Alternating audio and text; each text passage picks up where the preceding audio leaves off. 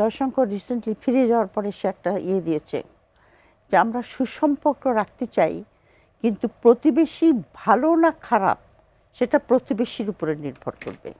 মানে খারাপ প্রতিবেশী হলে আমরা সম্পর্ক রাখবো না বা আমরা সেরকম কোঅপারেশন করব না, কিন্তু খারাপ প্রতিবেশী সেটা ডিটারমিন করবে কে? ভারত ডিটারমিন করবে যে আমি খারাপ।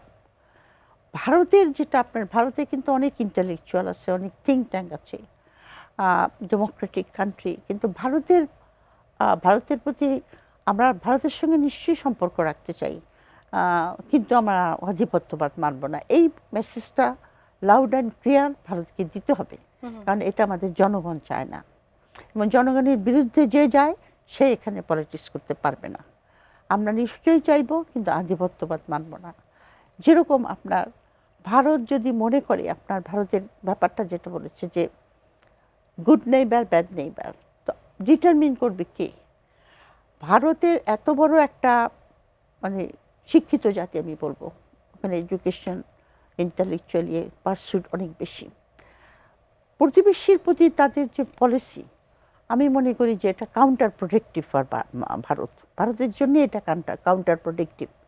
আর এবার যেটা হয়েছে থ্যাঙ্কস টু সোশ্যাল মিডিয়া, এবারে ভারতের সঙ্গে আমাদের টানাপোড়েনটা জনগণ লেভেলে চলে গেছে। ওইখান থেকে তারা জনগণ যাতা বলছে, এখান থেকে আবার এরা এখান থেকে আবার উত্তর দিচ্ছে লোকে।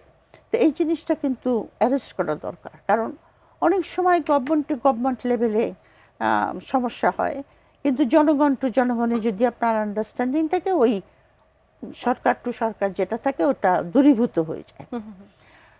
তো জয়শঙ্করের ভিজিটটা আমি ঠিক একেবারে খালেদা জিয়াকে সম্মান দেখানোর জন্য তারা চলে এসছে, আমি এটা মনে করি না।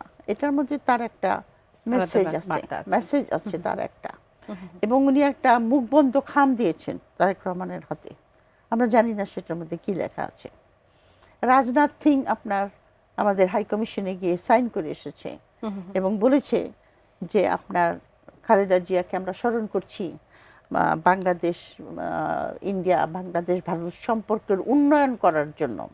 তো এই জিনিসটা আমার কাছে মনে হয়েছে যে খুবই ফেক, কারণ খালেদা জিয়ার সঙ্গে তোমাদের ইন্টারাকশন, উনি তো 3 বার প্রধানমন্ত্রী ছিলেন, কিন্তু 2008 সাল থেকেই তো উনি ক্ষমতার বাইরে। আর নরেন্দ্র মোদী ক্ষমতায় এসে 2014 সালে, খালেদা জিয়া তখন সরকারে নাই, এবং তারপরে তো ওনার সংগ্রামী জীবন, জেল জুলুম কত কিছু।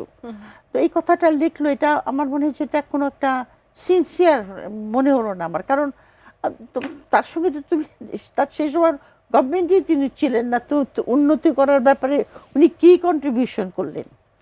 আর খালেদা জিয়ার যে জীবন, তার যে জেল জুলুম, চিকিৎসা থেকে বঞ্চিত করা, সব কিছুর পিছনে তো আপনার আগের সরকার হাসিনার সরকার ছিল, তা হাসিনাকে মদতটা কে দিয়েছে সেটাও আমরা জানি।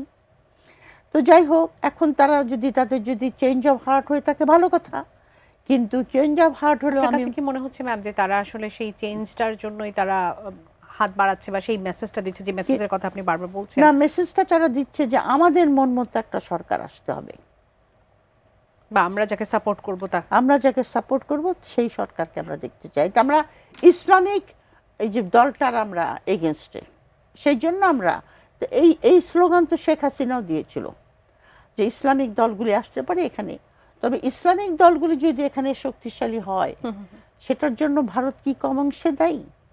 ভারতের গুজরাটের ঘটনা, ভারতের যে মুসলিমের বিরুদ্ধে যে সমস্ত আপনার ঘটনা, এগুলির একটা রিপারকেশন এই দেশে হবে না? এটাও তো ভারতের মনে রাখা উচিত। তারাও তো গঙ্গা জলে দেওয়া তুলসী পাতা নয়, তাদের ওখানে মাইনরিটি যথেষ্ট আপনার হচ্ছে। খ্রিস্টানদের উপর কি হয়েছে এইবার বড়দিনে, খ্রিস্টানদের উপর কি হয়েছে? তো দেশ শুড অলসো, যদি ভালো সম্পর্ক চায় তারা। আর সেক্ষেত্রে আমাদের আসলে কিভাবে রেসপন্স করা উচিত? আমাদের রেসপন্স হলো তারা যদি সত্যি সত্যি সেরকম বন্ধুত্বের হাত বাড়িয়ে দেয়, আমরা সেটা ওয়েলকাম করব। আমরা তো কোনো নেগেটিভ না এই ব্যাপারে।